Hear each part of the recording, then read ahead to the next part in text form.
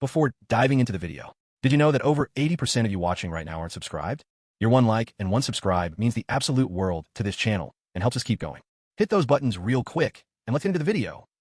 Chapter 1. The ultrasound in the chat.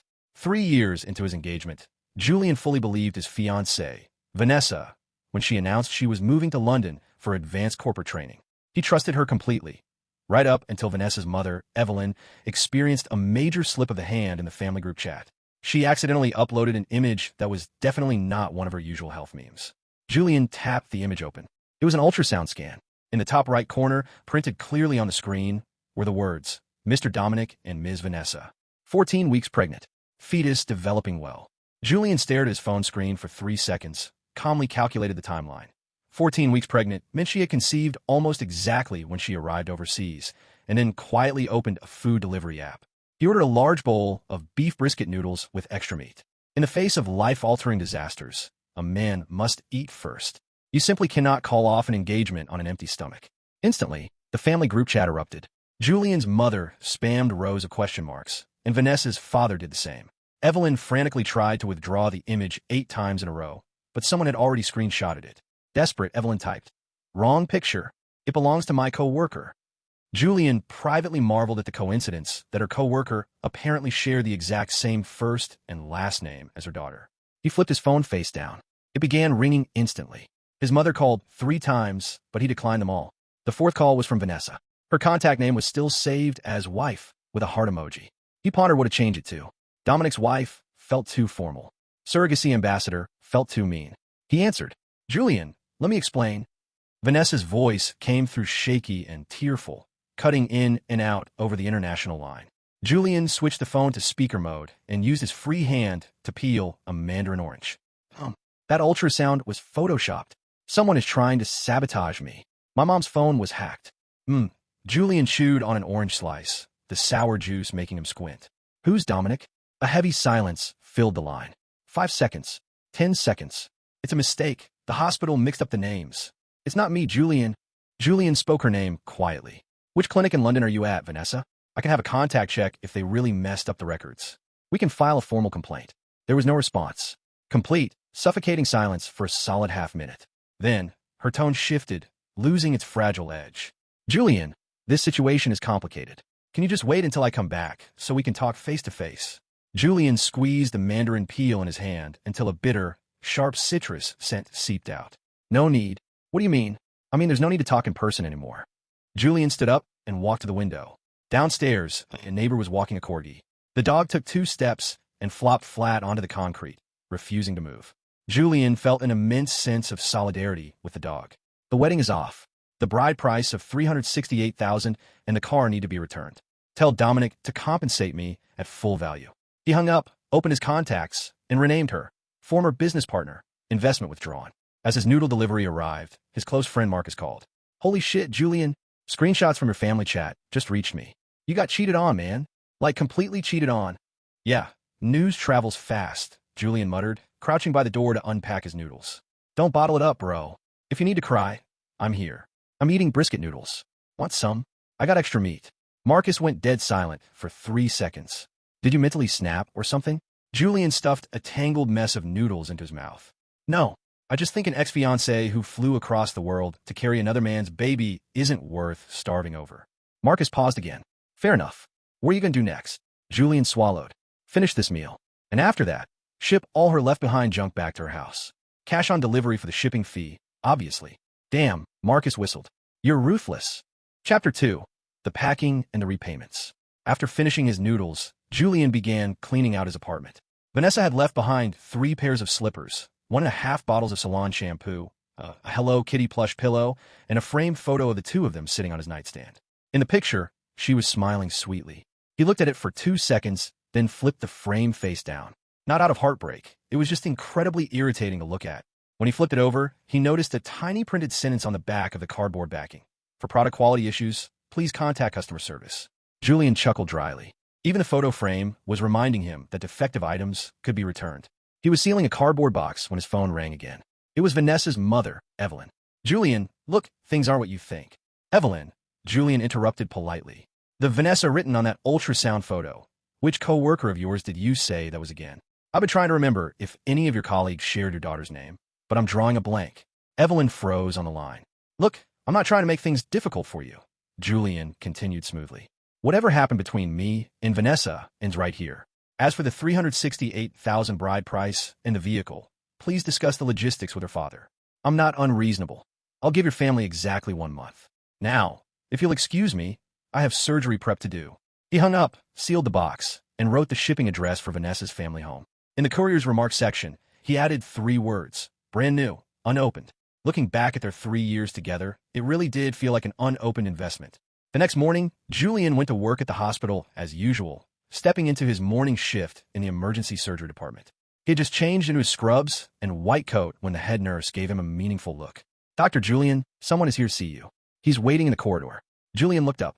Standing at the far end of the hallway was a middle-aged man in a gray jacket, clutching a plastic bag of fruit. It was Vanessa's father, Richard. His expression was trapped somewhere between severe constipation and a funeral. The negotiation representative had arrived. Julian, can we talk outside for a minute? Richard asked weakly. Julian requested 5 minutes from the head nurse and followed Richard into the quiet emergency stairwell. Richard awkwardly held out the bag of fruit. Julian didn't reach for it, forcing Richard to shift it uncomfortably from one hand to the other before setting it on the windowsill. Julian, what happened was entirely Vanessa's fault, Richard began, visibly abandoning his wife's absurd co-worker cover story. But you know how young people are. They make mistakes sometimes. If you could just find it in your heart to. Richard, Julian cut him off, his voice flat. She's 14 weeks pregnant. If this was just a moment of confusion, that moment lasted a remarkably long time. Richard's face twitched. He rubbed his calloused hands together. Julian, you're a good kid. Uncle knows that. Let me handle this. I'll force Vanessa to cut off all ties with that man over there, and you two can just continue where you left off. Continue what? Julian asked, tilting his head. Raising Dominic's baby for him. Richard's lips moved, but no sound came out. The stairwell smelled heavily of chemical disinfectant mixed with the overly sweet scent of the apples in the bag. A cool breeze poured in through the cracked window, rustling Julian's coat. You're a father, so I understand why you're here, Julian said calmly, pulling a crisp, white envelope from his pocket. But I am a surgeon, not a gullible sucker. Inside this envelope are the bank transfer records and receipts. The bride price was $368,000, and the car was worth $190,000. Just return the exact total of $558,000. No interest required. Richard stared at the white envelope, as if it were a court-ordered eviction notice. He didn't reach out to take it. Julian placed the envelope gently on the windowsill, right next to the bag of fruit. No rush. Within a month is perfectly fine. I need to get back to my patients. As Julian turned to open the heavy stairwell door, Richard called out desperately behind him. Julian, do you really not care about your past together at all? Julian paused, looking back over his shoulder. Richard, the past belongs to 2 people. When your daughter decided to stop caring about it, she never bothered to ask for my permission first. Richard stood frozen by the railing. His hand trembled, knocking against the windowsill. The plastic bag slipped, and apples spilled out, loudly cascading down the concrete steps. Julian watched them roll, then turned and walked through the door without bending down to help. Chapter 3. Letting the bullets fly. At noon, Julian was sitting in the hospital cafeteria eating a quiet lunch when his phone buzzed. Marcus had sent a massive string of text messages on WeChat. Bro, I dug into Dominic's background. Guess what? Boom. Julian typed back. He owns a medical supply import company based out of LA. And get this, his absolute largest upstream supplier, the corporation that keeps his entire inventory alive, is the Vanguard Medical Group. Julian chewed his rice slowly, a faint smile touching his lips. Vanguard Medical Group. It was a massive healthcare conglomerate founded by his grandfather, currently managed by his father, and Julian was the sole primary successor legally written into the family's asset trust. Naturally, Vanessa knew absolutely none of this. To her, Julian was just a hard-working, ordinary surgeon making roughly $20,000 a month. She knew he drove a dingy sedan worth barely over $100,000 and lived in a modest, older 90-square-meter apartment near the hospital. She didn't know he chose that car simply because parking luxury vehicles at the hospital was an expensive nightmare. She didn't know the entire multi-story office building beneath his apartment belonged to his family.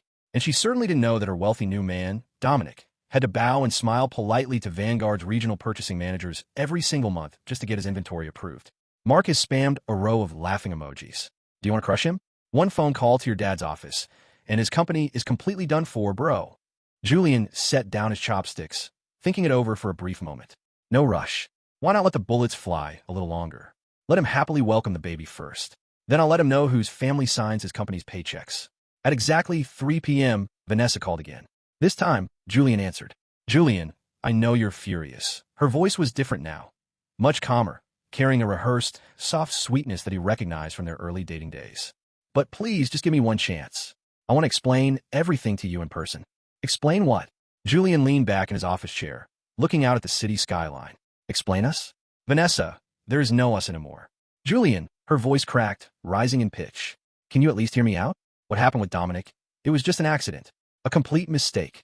Accidentally getting 14 weeks pregnant is an incredibly impressive feat, Julian replied dryly. Before you left the country, Vanessa, I asked if you wanted to take a vacation together. You said you were too busy. I asked if you wanted to meet for dinner before your flight. You said you were overwhelmed with packing. In 3 months, you called me exactly 4 times, and none of those calls lasted longer than 3 minutes. I used to wonder what you were so busy doing. Now I know. Silence fell over the line. Your father already has the itemized total for the repayments, Julian added smoothly. Go live your beautiful life with Dominic. I'm not stopping you. He hung up, opened his food delivery app, and decided that tonight felt like a roasted pork belly rice kind of night. On his way home that evening, he stopped by the automated courier lockers at his apartment complex. He pulled out the Hello Kitty plush pillow he had packed, slapped a shipping label on it, and addressed it directly to Dominic's corporate office in Los Angeles. In the remarks section, he neatly typed, Dear Mr. Dominic, this is a personal belonging your wife left behind at her ex-fiancé's apartment. Please kindly receive it on her behalf. Best wishes. Proper etiquette mattered. A man shouldn't lose his manners just because he got cheated on. Chapter 4. The Shared Umbrella and a Condom. On Friday night, Marcus practically dragged Julian out of his apartment, insisting that he needed to clear his mind and relax. Julian originally refused, but Marcus uttered the magic words, My treat. Julian left the house immediately. If something is free and you don't eat it, you're an idiot. Marcus had booked a private, low-lit room at a high-end Japanese restaurant. As Julian dipped a slice of sashimi, Marcus leaned in with a smirk. Bro, I actually arranged a little surprise for you tonight. Julian's chopsticks paused. Marcus, please tell me you didn't set me up on a blind date. It's not a formal blind date. She's a new interior designer working at my firm. Super cute, completely single. I just figured you need to move on instead of rotting at home eating takeout every single night. What's wrong with takeout? Julian asked defensively.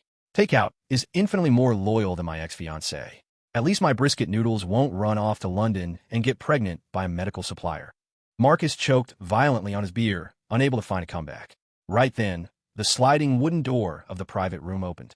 A girl walked in. She had long, dark hair, wore a crisp white blouse, and had a tiny, elegant mole resting just above her collarbone. She was carrying a heavy canvas tote bag.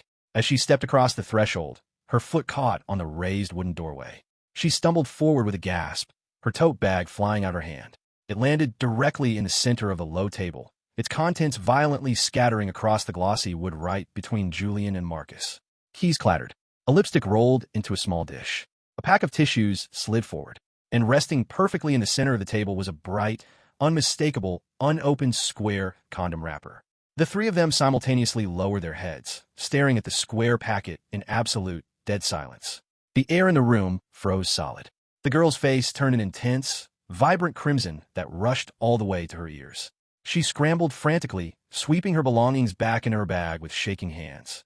That was a corporate benefit. No, I mean the pharmacy down the street gave it away for free. Not that either. I mean, Marcus's face was actively twisting as he tried, and failed, to suffocate a roar of laughter. Expressionless, Julian extended a finger and calmly slid the stray condom packet across the table, pushing it back in her open bag. You should keep a closer track of these. Dropping one on the floor is generally considered bad luck. The girl looked up, her wide eyes meeting his. Julian looked back, his gaze traveling over her features. A strange sense of familiarity hit him. He blinked, remembering. It was Clara, Vanessa's college roommate. The last time he had seen her was at Vanessa's 24th birthday party 2 years ago. She had sat quietly in the corner of the crowded room the entire night, meticulously piping frosting flowers onto the birthday cake, barely saying a word to anyone. Clearly, she recognized him too. The bright red in her face drained instantly, leaving her completely pale. You're Vanessa's fiancé, she whispered. Ex-fiancé, Julian corrected gently. Clara repeated the words softly, her voice barely audible. The private room became so quiet they could hear a muffled version of the birthday song being sung by patrons at a neighboring table. Marcus looked between Julian and Clara, his phone freezing in his hand. Wait, You two actually know each other? We do, Julian said, taking a sip of his sake. She's Vanessa's college best friend. Marcus's expression went through a spectacular emotional journey, traveling from utter shock to absolute panic, then to profound guilt, before finally settling into total, comedic despair. I didn't know. I honestly didn't know. Clara finished gathering her things and sat down on the tatami mat. To Julian's surprise, she didn't run away. She smoothed her skirt, her voice dropping into a lower, grounded register. I heard about what happened with Vanessa. What she did, it was entirely wrong. Julian picked up another slice of salmon. You don't need to apologize on her behalf. I wasn't planning to, Clara said, her gaze shifting to meet his directly, completely unblinking. I just think she's incredibly stupid. The salmon nearly slipped from Julian's chopsticks. Across the table, Marcus instantly sprayed a mouthful of beer across the floor. The dinner lasted for 2 hours, and Clara turned out to be far more fascinating than Julian could have ever anticipated. She spoke slowly, but every sentence she uttered carried a sharp, witty sting, not a cruel one, but rather like a cactus, prickly, yet aesthetically pleasing. Vanessa talked about Dominic all the time back in university, Clara murmured, using her chopsticks to slowly swirl wasabi into her soy sauce. It was always Senior Dominic this and Senior Dominic that. Even back then, I felt like the way she treated you wasn't how someone treats a boyfriend. It was more like what? Julian asked, intrigued. Like she was holding a stable, low-risk index fund. Reliable, guaranteed to be there whenever she needed security. And when she didn't actively need it, she just left it sitting in the account, quietly collecting interest. Julian stared at her, genuinely impressed. That metaphor sounds remarkably professional. Clara sighed dryly. I lost a massive chunk of my savings trading stocks sophomore year, so the emotional trauma runs quite deep. Beside them, Marcus was laughing so hard he looked like a dehydrated fish slapping against the deck, repeatedly pounding his hand against the low table. What even is this bizarre chemistry between you two? Chapter 5. The Medical Forum Encounter. When dinner finally concluded, a heavy downpour had started outside. Clara stood near the exit, realizing she hadn't brought an umbrella. Julian glanced at the automated rental umbrella stand by the door, inserted 2 coins, pulled a large black umbrella free, and handed it to her. She took it surprised. Thanks. You're welcome. Julian nodded. That'll be $2. Pay me back next time. Clara froze for a split second, staring at him. Then, she burst out laughing. It wasn't a polite, rehearsed chuckle. It was a wide, genuine laugh where her front teeth showed and her eyes curved into brilliant little crescents. She walked out into the rain, opening the umbrella. After a few steps, she paused and turned back under the glowing street lamp to look at Julian, who was standing beneath the restaurant's fabric awning. Julian? Yeah. You're infinitely more interesting than Vanessa ever said you were. She always complained that you were incredibly boring. Julian slipped his hands into his scrub pants pockets. Maybe boring men are the ones who get cheated on. Clara didn't reply. She simply offered a soft smile, turned, and disappeared into the misty gray rain, her canvas tote bag swinging lightly against her hip. Julian stood there for a long moment, watching the space where she had been. Marcus leaned over, aggressively elbowing his side. So, what do you think? About what? About Clara. What do you think of her, bro? Julian glanced at him sideways. She still owes me $2. I'm asking if you're interested in her, you absolute robot. Julian looked back toward the dark, rain-slicked street. Only the blurry yellow reflections of the streetlights remained in the puddles. Help me check whether she has a boyfriend. Marcus grinned widely, wearing the exact expression of a man thinking, I knew it. A few days later, Vanessa and Dominic officially returned to the country. Marcus was the one who delivered the news, sending Julian a series of frantic screenshots. The couple had decided to hard-launch their relationship on WeChat, uploading a massive, highly stylized maternity photo shoot taken on a beach in California. The caption read, "The best time of our lives." In the photos, Vanessa wore a flowing white silk dress, standing sideways beneath palm trees to emphasize her rounded stomach. Dominic hugged her from behind, his chin resting on top of her head. The image was plagued by maximum filter usage and extreme cringe.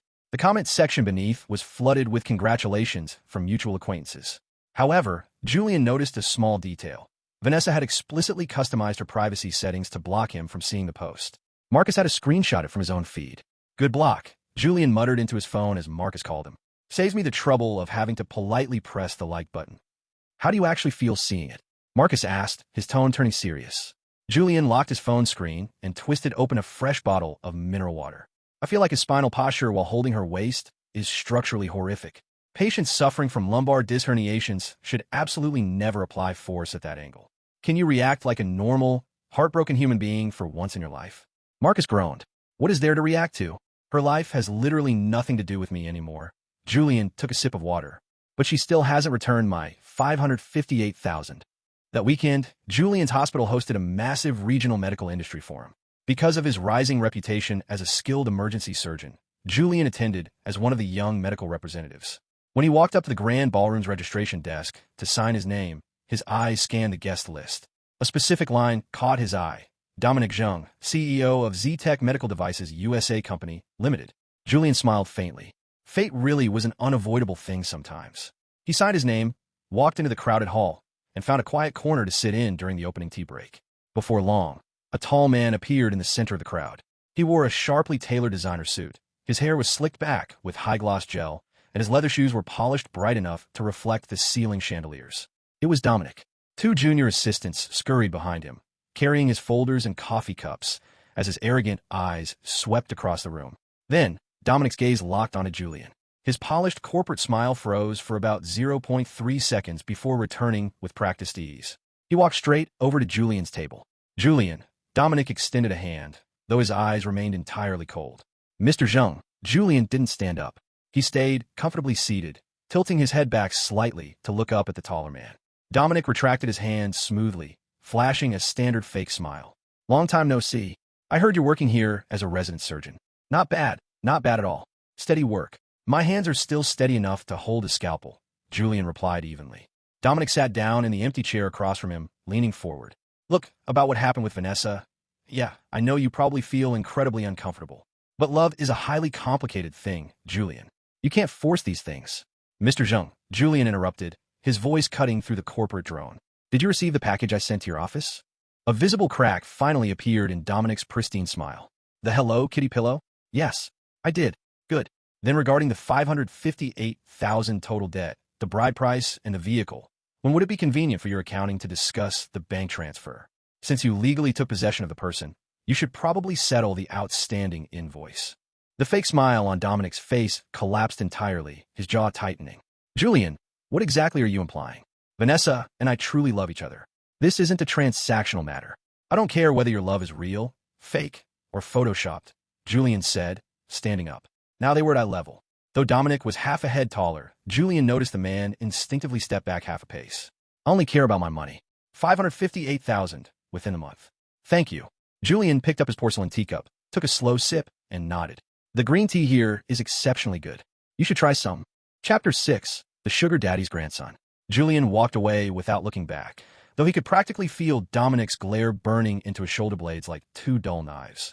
Not sharp enough to actually inflict damage, but deeply annoying. As the conference resumed, Dominic took the stage to deliver a keynote presentation regarding his medical equipment import enterprise. The PowerPoint slides were flashy, filled with verified statistics, an annual revenue of 12 million, active partnerships with 37 regional hospitals, and a massive logo that suddenly flashed across the giant projector screen. Vanguard Medical Group. Dominic tapped the microphone, a smug sense of pride returning to his voice. We have recently established a deep, long-term strategic partnership with Vanguard Medical Group, one of the premier healthcare corporations in the nation. They represent our absolute most vital upstream partner, guaranteeing our market stability. Julian sat comfortably in the middle row of the dark audience, taking another quiet sip of his tea. He couldn't help but find the scene comical. A man was actively bragging about his legendary relationship with his corporate sugar daddy, completely unaware that he was standing directly in front of the sugar daddy's grandson. The situation deserved a perfect score for dramatic irony. The moment the forum concluded, Julian walked out into the courtyard and dialed his father's direct number. Dad, does Vanguard have a registered regional supplier called Z-Tech Medical Devices? The one operating out of Los Angeles. There was a brief rustle of papers on the other end. Yes, we do. Why do you ask? It's a relatively small firm, low volume. Is there an issue? Nothing major, Julian said smoothly. Just don't touch their contract yet. You know the owner?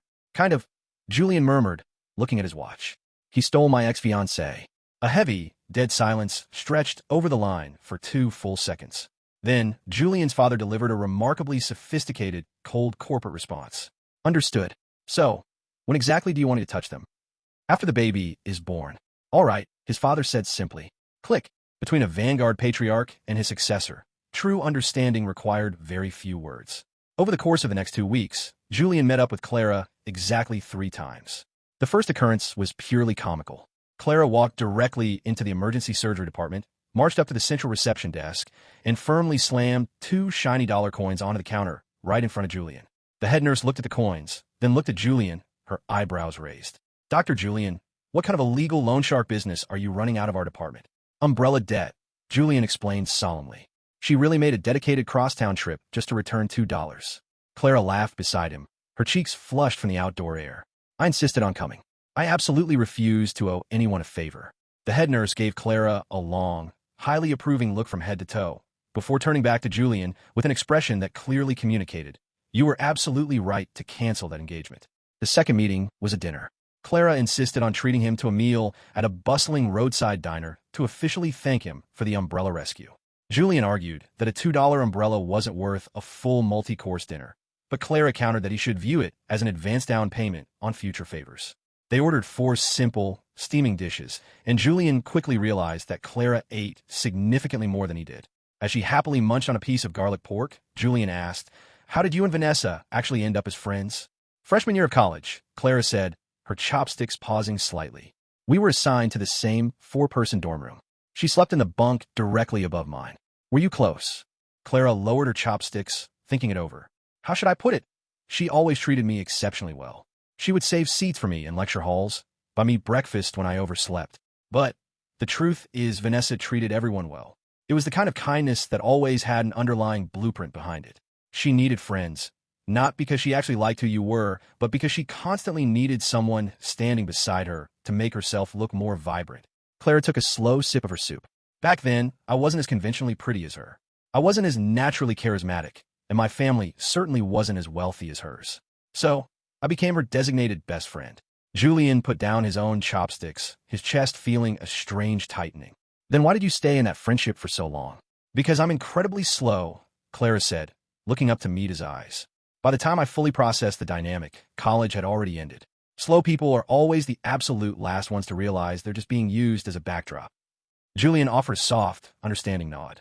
"Like you, and like me." Their third meeting, however, concluded in total disaster. Not a tragic disaster, but an incredibly awkward one. Julian had driven to Marcus's corporate office building to pick him up for a planned dinner. While riding the elevator down, the doors opened on the 4th floor, and Clara stepped in, carrying a massive stack of blueprints that entirely obscured the lower half of her face. But she wasn't alone. Stepping into the elevator right behind her was Vanessa's mother, Evelyn. For some bizarre reason, Evelyn happened to be in that exact commercial building that afternoon to meet an acquaintance who worked in corporate insurance. The heavy elevator door slid shut. The 3 of them were trapped in the small space, and their eyes locked. Evelyn noticed Julian first, her expression freezing into stone. Then her eyes drifted to Clara. Finally, she looked down at the physical distance between them. They were standing less than 30 centimeters apart. Chapter 7. The Elevator Battle and the Counterfeit Bills. The elevator was small, and Julian could practically hear Evelyn's internal mental CPU grinding at 10,000 revolutions per second, violently overheating from shock. "Julian," Evelyn gasped, her eyes darting wildly. "You and this young lady?" Clara peeked out from behind her massive stack of blueprints, her eyes widening as she recognized the older woman. "Andy Evelyn?" Evelyn's face went through a highly dramatic theatrical journey, traveling from pure shock to intense disbelief, before twisting into absolute anger and, finally, deep fear. "You're Vanessa's college classmate. Why are you standing here with Julian?" "Annie, we're not together," Clara explained calmly, trying to adjust her heavy blueprints. "I just happen to work in this corporate building." "Liar." Evelyn's voice rose, echoing sharply against the metal walls of the elevator. "You're the exact reason Vanessa got dumped, aren't you? You seduced him behind her back. You jealous little." Clara's eyes widened in sheer disbelief. Julian nearly burst out laughing at the sheer audacity. The level of shameless blame shifting was so spectacular, it deserved a round of applause from traffic accident insurance adjusters. "Evelyn." Julian stepped forward, his body completely blocking Clara from the older woman's view. His voice was icy cold. "First, Clara and I ran into each other in this building purely by coincidence. Second, even if we were actively dating, it has absolutely nothing to do with Vanessa, because Vanessa and I ended our relationship weeks ago. Third, ding. The elevator reached the lobby floor, and the heavy doors slid open. Third, there are exactly 21 days left before the final deadline to return the $558,000 bride price and car value. Please ensure you remind your daughter." Julian turned and walked out into the bright lobby. Clara hurried right behind him, clutching her blueprints. Behind them, Evelyn stood frozen inside the metal carriage, her lips trembling violently as her shaking hand gripped the handrail for support. The last thing Julian saw before the door slid shut was her pale, terrified face. Clara caught up to him in the glass corridor, panting slightly. "Julian, weren't you a little too harsh back there?" "Not harsh at all," Julian replied smoothly. "I'm simply a businessman collecting an outstanding debt." Clara looked at him, lowered her head into her blueprints, and let out a soft, muffled laugh, her shoulders trembling. "You really are an incredibly strange person, Dr. Julian." "People who have been cheated on usually end up a little strange," he noted. That exact night, Vanessa bypassed Julian's communication blocks by using a burner WeChat account to send him a frantic message. "Julian, are you seriously sleeping with Clara now? My mother told me she saw you two together in an elevator. You're doing this entirely on purpose, aren't you? You got close to her just to hurt me." Julian stared at the flashing screen. He typed out a long, biting response, then deleted it. He typed another sentence, then deleted that one too. In the end, he realized she didn't even deserve his wit. He typed exactly 4 words, "None of your business." Then, he permanently blocked the new account. He tossed his phone onto the coffee table and watched the screen dim in a blackness outside the window. The city streetlights blurred into soft yellow smudges through the evening fog. He leaned his head back against the sofa cushions, staring blankly up at the white ceiling. Honestly, for one brief, fleeting moment, his chest felt an intense tightness. It wasn't because he missed Vanessa, and it wasn't out of a broken heart. It was the sudden, frustrating realization that he had spent 3 full years of his life sincerely, deeply participating in a completely fake relationship. The feeling wasn't heartbreak. It felt more like opening your wallet and discovering that the crisp $100 bills you had carried around proudly for 3 years were actually counterfeit. It didn't physically wound you, but damn, what an absolute waste of capital. Chapter 8. Giant Bowl of Spicy Noodles. The 4th time Julian met up with Clara, she was the one who initiated the invitation via text. "Julian, are you free this afternoon? I desperately need your professional assistance checking out an apartment." "An apartment?" Julian typed back, confused. "Yes, I'm moving. My current place is way too far from the design firm." "Aren't you a medical doctor? Come with me to evaluate if the apartment's lighting and ventilation are structurally healthy." Julian stared at his phone, amused. Asking an emergency trauma surgeon to evaluate real estate ventilation was an absurd stretch of his medical license. But he found himself grabbing his keys and heading out anyway. The apartment turned out to be located on the 6th floor of a charming, albeit ancient, residential building with absolutely no elevator. By the time they reached the concrete landing of the 4th floor, Clara was completely out of breath, clutching her knees. "You don't exercise much, do you?" Julian noted, completely unbothered by the climb. "Designers do all our heavy cardio with our wrists," Clara panted, her face flushed. "Then why on earth would you rent a 6th floor walk-up?" "Because the monthly rent is incredibly cheap." Julian looked down at her. Her dark hair was clinging to her damp cheeks, and a tiny bead of sweat glistened on the tip of her nose. Without a word, Julian reached down, took her heavy designer bag and the water bottle from her hands, and patted his shoulder. "Come on, only 2 flights left." Clara looked up at him, astonished. "Aren't you tired at all? I stand at sterile operating tables for 6 hours straight, without moving a muscle, every single day." Julian smiled, turned to lead the way. 2 flights of concrete stairs are practically a vacation. A soft, beautiful smile lifted the corner of Clara's mouth as she quietly followed behind him. The apartment itself wasn't bad. It boasted excellent natural sunlight and a charming little window in the bathroom. However, as they walked through the living room, Julian's eyes locked onto a specific spot on the wall, partially hidden behind a large landscape painting left behind by the previous tenant. He moved the painting aside, exposing a jagged line. "You should pay close attention to this specific crack, Clara. This looks like severe structural foundation settling, not just cosmetic paint peeling." Clara stared at him, her jaw dropping. "How do you even know how to identify foundation settling?" "I've cut through too many human bones in the trauma bay." Julian deadpants, adjusting his glasses. "I've become hypersensitive to fractures and structural cracks." Clara burst into a loud, radiant laugh. She stood by the window, and the bright afternoon sunlight struck the side of her face, turning her long eyelashes into pure gold. Julian froze for a split second, not because his heart skipped a beat, but because the scene felt so profoundly peaceful it deserved to be photographed. "Julian, stay awake," he told himself internally. "The corpse of your last relationship isn't even cold yet." After concluding the real estate inspection, they walked down to a small, bustling noodle shop on the ground floor. Clara didn't hesitate. She ordered a massive, giant bowl of spicy beef noodles with an extra braised egg. Julian watched in quiet fascination as she noisily slurped the noodles, red chili broth occasionally splashing onto her chin. She didn't mind at all, casually wiping it away with the back of her hand without a care in the world. There was absolutely no pretending, no performance. She was the complete, polar opposite of Vanessa. Vanessa always ate in tiny, microscopic bites whenever they were out in public, never opening her mouth too wide, constantly checking her reflection. Every single aspect of Vanessa's life was heavily edited and filtered. But Clara was different. Clara lived her life like a giant, steaming bowl of spicy beef noodles, overloaded with red peppers, piping hot, and completely unafraid of burning her own mouth. Julian, Clara spoke up, her mouth slightly full. Yeah, you've been silently staring at me eat noodles for 3 straight minutes. I'm contemplating a serious medical issue, Julian replied solemnly. What issue? With the chaotic speed at which you consume carbohydrates, do you not suffer from chronic acid reflux? Clara instantly choked, a noodle nearly coming out of her nose as she coughed violently. Julian, can you please have one normal, romantic conversation for once in your life? Julian quickly handed her a tissue. She snatched it, wiping her mouth, tears from coughing still hanging in the corners of her eyes. But she was laughing again, her eyes turning into those beautiful crescent moons. Julian lowered his head, looking down into his own broth. A blurry, faint reflection of his own smiling face floated in the soup. Oh no, Julian told himself silently. I am completely screwed. Meanwhile, across the ocean, something major was happening on Dominic's side. A massive container shipment from Z-Tech Medical Devices had been abruptly detained by customs authorities at the port. The legal reason was simple: incomplete and defective import declaration documents. Dominic panicked, throwing his office into chaos as he began calling upstream suppliers, begging them to rush over the missing certified paperwork. And who was that primary upstream supplier? Vanguard Medical Group, of course. Julian hadn't actually engineered the paperwork error. Dominic's own logistics manager had genuinely forgotten to input a vital federal registration number. However, Julian knew about the crisis immediately because his father's executive secretary sent him a private message. Young master, that Z-Tech firm messed up their customs filing again.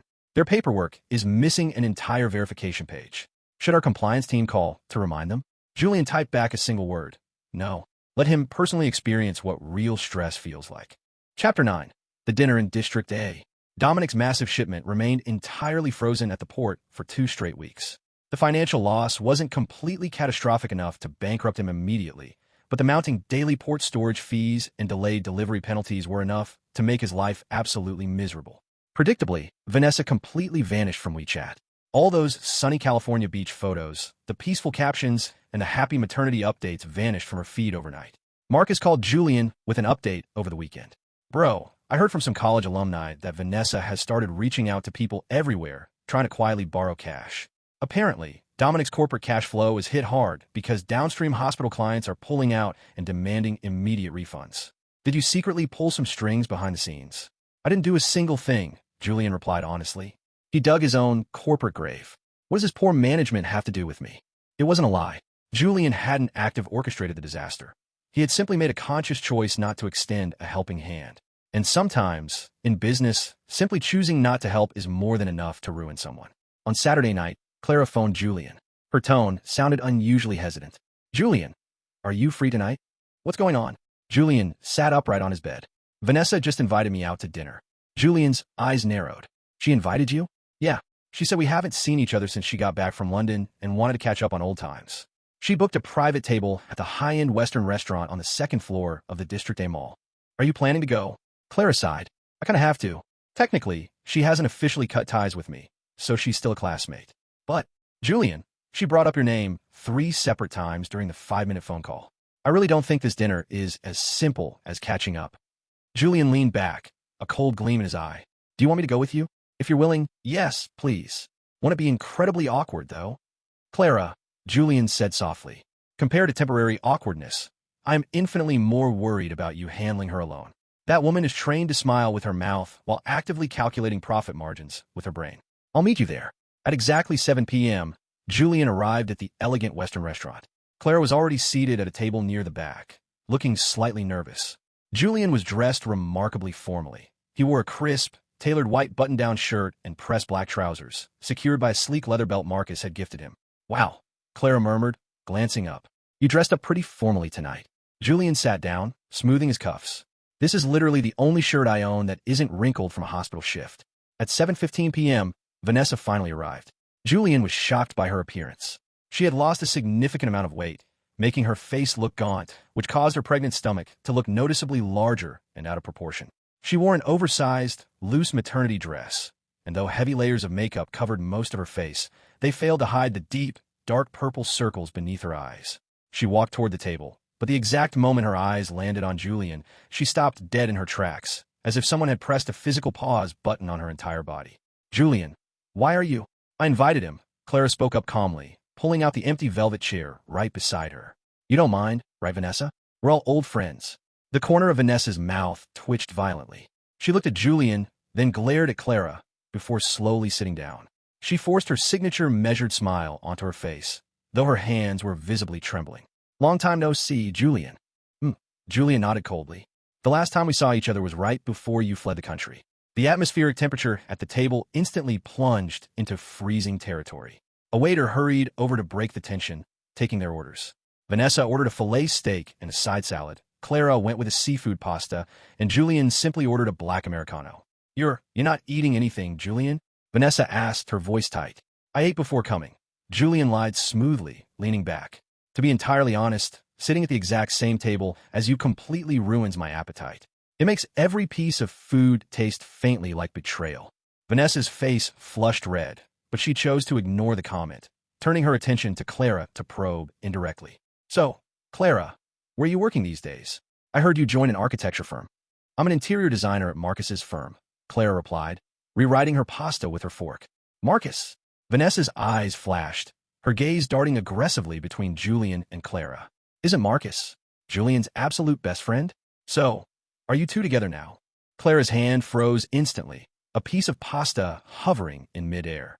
She opened her mouth to speak, but before she could utter a word, Julian calmly lifted his coffee cup, looked Vanessa dead in the eyes, and answered, "We are." Chapter 10. The sharp beep of the heart monitor. The sharp, metallic clink of Vanessa's knife and fork hitting her porcelain plate echoed loudly across the quiet restaurant. The entire establishment seemed to fall silent for a second. Clara turned her head rapidly to look at Julian, her large eyes wide with absolute shock, her lips parting slightly. But to her immense credit, she didn't utter a single word of denial. Vanessa stared at Julian, her fingers tightening around the handle of her silver knife so hard that her knuckles turned completely white. "You, when exactly did you two get together?" "Not long ago," Julian replied smoothly, taking a slow sip of his coffee. "You did this entirely on purpose, didn't you?" Vanessa hissed, her voice trembling with rising rage. "You deliberately went after her. You knew she was my roommate, you knew she was my closest friend, and you deliberately—" "Vanessa!" Julian set his porcelain cup down. The heavy ceramic base tapped against the wooden table with a sharp, echoing thud, not loud, but carries enough weight to instantly silence her. "When you packed your bags and flew across the ocean to carry Dominic's baby, did you ever once stop to remember that I was your fiancé?" Vanessa went completely pale, looking as if she had been struck across the face with a paper napkin. Her mouth opened, but no words came out. "You chose Dominic," Julian said, his voice entirely devoid of emotion.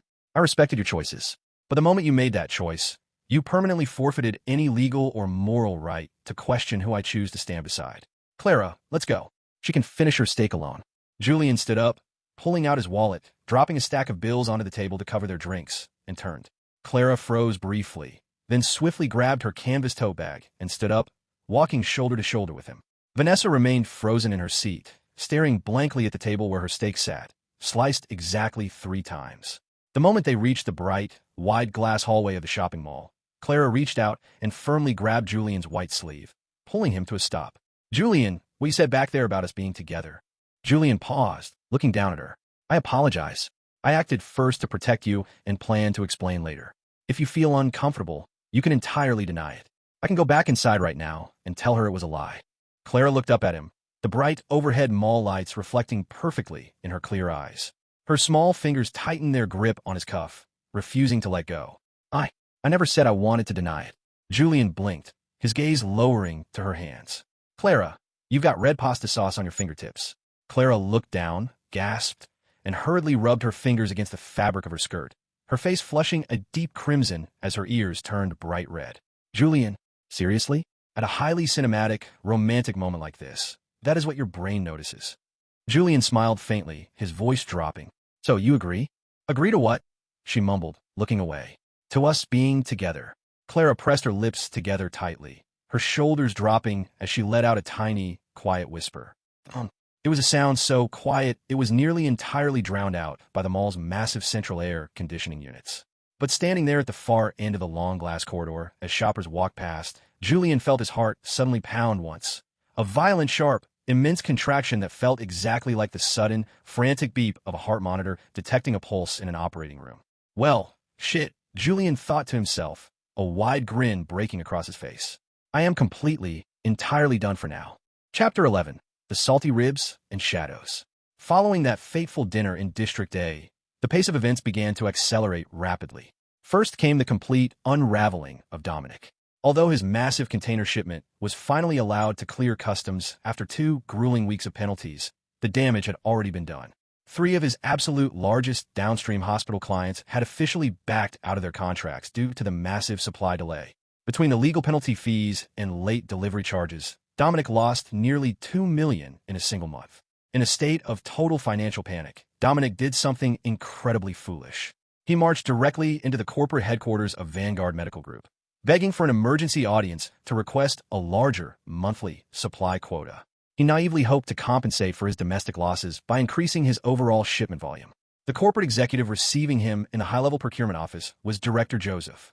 Director Joseph had watched Julian grow up from a toddler, and he was the kind of close family uncle who still handed Julian massive red envelopes during Lunar New Year. Dominic sat in Director Joseph's plush leather office for 2 straight hours, talking himself completely dry as he presented endless, flashy PowerPoint slides. Director Joseph sat there with a polite, professional smile the entire time. When Dominic finally finished his desperate pitch, Joseph offered a single sentence. Mr. Zhang, your proposal is intriguing. However, an upward adjustment of this immense scale requires direct authorization from the core Vanguard family trust. Dominic nodded frantically, stating there was absolutely no problem. He had no earthly idea what the Vanguard family actually meant. He assumed it referred to some anonymous board of directors sitting in a skyscraper. He had absolutely no clue that the family trust was literally Julian's immediate household. The moment Dominic left the building, Director Joseph fired off a text message to Julian. Young master, your romantic rival just spent 2 hours sweating in my office begging for inventory. Do you want to come down and meet him? Julian typed back, no. Let him wait. How many weeks until his wife's due date? Director Joseph replied with a single thumbs-up emoji. At the exact same time, Vanessa's mother, Evelyn, came looking for Julian at the hospital. She wasn't there to scream or throw accusations this time. She stood outside the main entrance of the emergency department, holding 2 expensive corporate boxes of mooncakes, her eyes swollen and red from crying. Julian, please, I beg you. Could you please help Vanessa? Julian stopped, his hands buried in his lab coat pockets. Help her with what, Evelyn? Dominic's company is facing total ruin. Evelyn sobbed, her polished exterior completely shattered. Vanessa is struggling so much right now. She's almost due to give birth, and Dominic can't even afford the premium private hospital bills for the delivery room. They're facing lawsuits. Julian looked down at her. 3 weeks ago, this exact woman had been screaming at Clara in a crowded elevator, accusing her of being a malicious seductress. Now, she stood here clutching mooncakes, weeping on the asphalt. Evelyn, Julian said, his voice entirely flat and devoid of malice. Vanessa is carrying Dominic's child. If Dominic's enterprise is suffering from cash flow issues, then Dominic needs to act like a man and solve them. Coming to me is entirely inappropriate. But Vanessa regrets it. Evelyn cried out, grabbing his sleeve. She's told me so many times in her letters. She says the person she feels most guilty toward in this world is you, Julian. Julian gently but firmly pulled his sleeve out her grip. Her regret is her own internal business. But her regret is not my legal responsibility. There are exactly 3 days left before the 1-month deadline to return my $558,000. Please ensure you remind her father. He turned and walked back through the sliding glass doors of the hospital. Behind him came the sound of a heavy, suppressed sob as Evelyn collapsed onto a stone bench. Julian didn't stop walking. Not because he was inherently cruel, but because he was clear-headed. When sympathy is extended to the wrong person, it ceases to be kindness. It simply becomes stupidity. That exact evening, Clara came over to his apartment and insisted on cooking dinner to celebrate her official move. She meticulously prepared 3 dishes: braised pork ribs, sweet and sour cabbage, and a classic tomato egg soup. Julian took a bite of the ribs. They were incredibly salty. The cabbage was distinctly undercooked and crunchy, though the tomato soup was decent. Clara held her bowl, looking at him nervously. So how is it? Julian chewed thoughtfully. Your culinary skills are roughly equivalent to a first-day surgical intern attempting to perform a triple bypass operation. Clara gasped, aggressively tapping his porcelain bowl with her silver spoon. Are you going to eat it or not, Dr. Julian? If you're going to complain, I'm dumping the entire thing into the trash. I'm eating. Julian laughed, swiftly picking up another rib. It really was saltier than ocean water, but he still happily consumed 3 massive bowls of rice. Clara sat across from him, one hand supporting her chin as her long hair fell loosely over her shoulder, watching him eat with a soft warmth in her eyes. Julian, did you meet with Vanessa's mother outside the clinic today? Julian's chewing paused. How on earth did you know that? Are you running a Mossad-level intelligence network? Marcus told me, Clara smiled. What did she want? Did she ask to borrow money? More accurately, she wanted me to bail out Dominic's company to save Vanessa's delivery comfort. Did you help them? No. Clara offered a slow, approving nod, asking no further questions. Instead, she stood up from her chair, walked around the table, and stood directly behind Julian. She placed both of her hands lightly onto his shoulders, so lightly, as if she were afraid of causing him any pain. You did the absolute right thing. Her voice drifted down softly, warm against his hair. Julian reached up, his large, steady hands covering hers. Her fingertips were cool from the kitchen sink. Your hands are cold. I just finished washing the prep dishes. Julian pulled her hands forward over his shoulders, holding them tightly in his own to rub them warm. She didn't pull away, leaning her chin slightly against the top of his head. Outside the wide living room window, the moon was perfectly round and brilliant, its silver light filtering through the sheer curtains, drawing a long, blurry line across the hardwood floor. That single line of light happened to perfectly connect their 2 shadows together into one. Chapter 12. The Collapse and the News Article. The day before the final 1-month deadline for the bride price repayment, Vanessa called.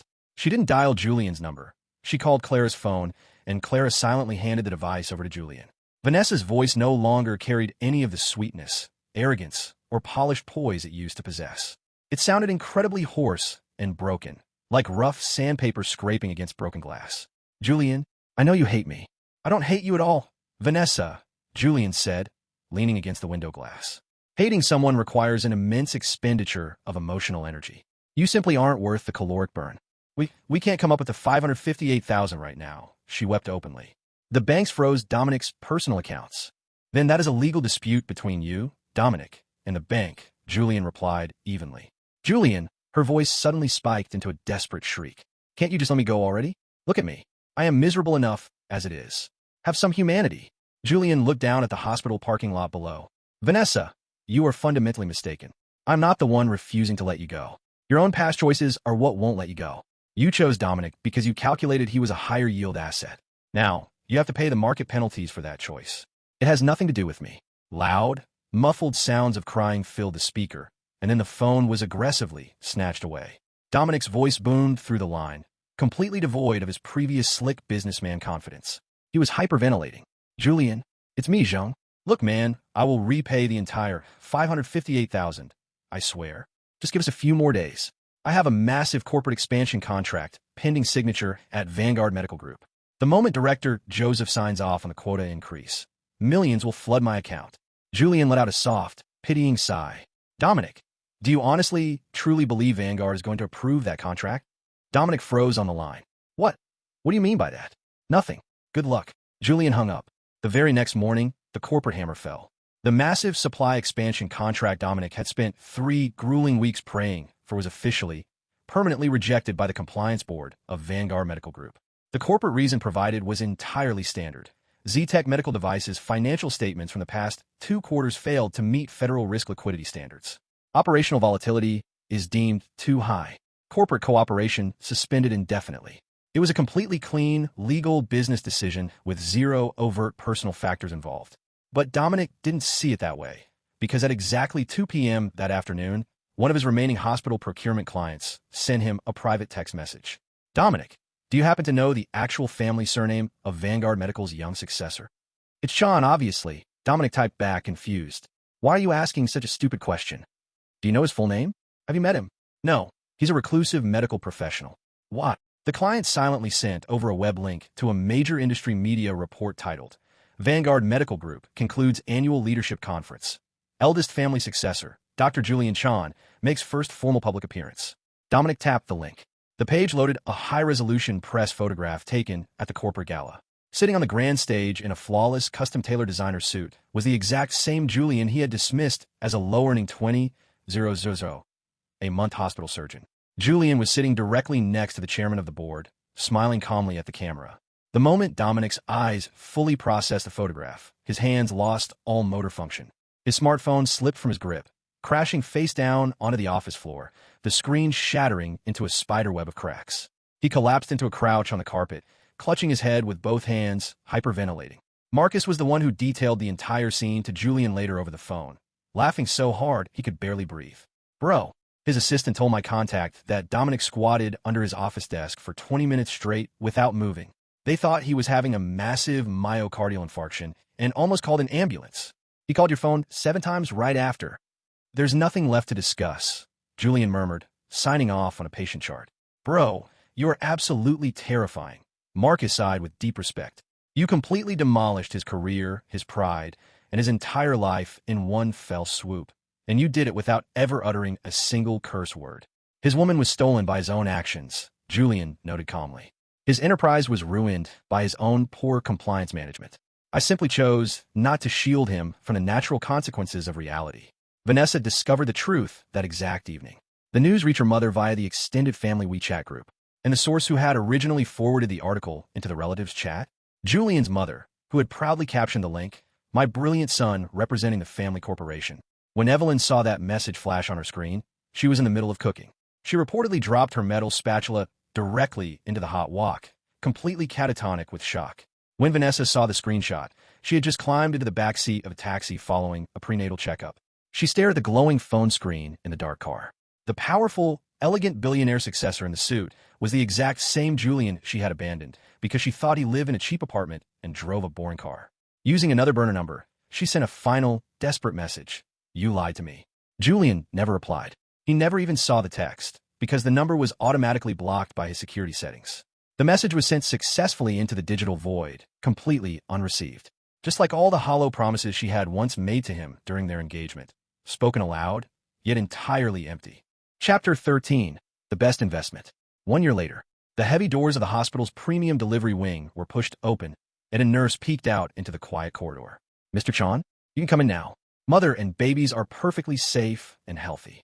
Julian stood up from the waiting room bench. For the first time in his career as a trauma surgeon, his legs felt slightly weak. Not out of fear, but from holding an immense amount of nervous tension for hours before suddenly letting it go. Marcus was running back and forth down the hallway, carrying a massive bouquet of flowers. "Are they born yet? Are they born yet, Julian?" "Go sit down, Marcus," Julian laughed, pushing past him. "You're vastly more anxious than I am." "No shit. I'm the designated godfather." Julian stepped into the private, warm room. Clara was leaning back against the raised pillows of the hospital bed, her dark hair slightly damp with sweat and clinging to her forehead. The moment her eyes found his, she offered a weak, tired, yet incredibly brilliant smile. "Look, Julian, your son and daughter." The pediatric nurse gently placed 2 tiny, swaddle bundles right beside her on the mattress. They were incredibly small, wrinkled, and red. Julian walked over, crouching down beside the bed, completely losing his ability to speak. He just stared at the 2 tiny human beings for a long, silent moment. "Julian," Clara whispered, reaching out a weak hand to touch his arm. Are you crying?" Julian raised a hand, quickly brushing his finger against his cheek. It was distinctly wet. "No, the hospital's central air conditioning in this delivery wing is far too cold. It causes tearing." Clara let out a soft laugh, lifting her hand to lightly smack the top of his head with what little strength she had left. It felt like a warm leaf falling softly onto him. "Liar." Julian caught her slender fingers, pressing a gentle, deep kiss against her fingertips, holding them tightly against his chest. Later that month, Marcus delivered the final update regarding Vanessa and Dominic. Dominic's company had completely dissolved into bankruptcy, not because of Vanguard's intervention, but because in a final, desperate attempt to fix his frozen cash flow, Dominic had intentionally forged a series of federal customs declaration documents. He was caught red-handed and was currently under active federal investigation for felony commercial fraud. Vanessa had faced massive, volatile arguments with him before his arrest. The baby had been born, but Dominic's accounts were so entirely depleted they couldn't even afford premium formula milk. Vanessa's father, Richard, had been forced to abruptly sell one of their smaller family residential properties just to pay off the outstanding hospital delivery bills. Vanessa had recently posted a single status update on her social media feed. There was no filtered picture, no sunny beach, and no caption, just one simple sentence. If I could only do it all over again. Not a single person pressed the like button. Julian never saw the post. He was far too busy at home, standing over a changing table, actively getting peed on by a 2-month-old infant. The baby boy was kicking his legs wildly, while his tiny twin sister giggled softly from her crib. Clara was lounging comfortably on the nearby sofa, drinking a bowl of warm red date soup while holding her smartphone up, recording the entire chaotic scene with a mischievous grin. Julian, the sheer panic on your face while changing a diaper is absolutely hideous, she teased. Do you want to come over here and try? Julian gasped, dodging another splash. Absolutely not. Clara smiled, taking a sip of her soup. Our corporate division of labor was clearly defined. I handled the physical production of giving birth. You handle the ongoing maintenance of raising them. This isn't a fair division of labor, Julian complained, reaching for another wipe. This is pure corporate exploitation. Clara laughed out loud, raising her phone higher to snap a high-resolution photograph of his defeat. I am definitely posting this online. Clara, don't you dare. I've already formulated the perfect caption, she cheered. Billionaire successor to the Vanguard medical empire completely defeated by 2-month-old human infants. Scene too tragic to witness. Before Julian could protest, she aggressively pressed the send button. Bright, warm afternoon sunlight spilled across the living room floor through the wide windows. Outside on the balcony, 2 tiny pairs of baby socks and clothes hung drying on the line, fluttering lightly in the gentle breeze like 2 little flags celebrating a victory. Julian's phone buzzed on the counter. It was a message from Marcus. Bro, I just screenshotted Clara's post. I am officially turning this picture of you into a custom WeChat meme sticker for the group chat. Julian picked up the phone one-handed. Try it, Marcus. And I'll have your architecture firm's primary material supplier replaced by tomorrow morning. Marcus typed back instantly. Haha, wow. President Chan, I was entirely wrong. I humbly apologize. Please spare my firm. Clara walked over, lifting their tiny daughter into her arms. The little girl reached out a microscopic hand, instantly grabbing a strand of her mother's dark hair and refusing to let go. Clara lowered her head to kiss her cheek before raising her bright, crescent moon eyes toward Julian. Julian? Yeah. Thank you. Julian blinked, setting down a clean diaper. For what? For getting cheated on, she whispered, her eyes curving into those beautiful, familiar shapes. Otherwise, how would I have ever found you? Julian stood there in the center of the sunlit room, the warmth burning pleasantly against his face. His heart thumped wildly, matching the rhythmic, happy kicks of his sleeping children. He had been cheated on once in this lifetime. Was it a financial loss? Not all. Looking at Clara and his children, it was the absolute best investment he had ever made.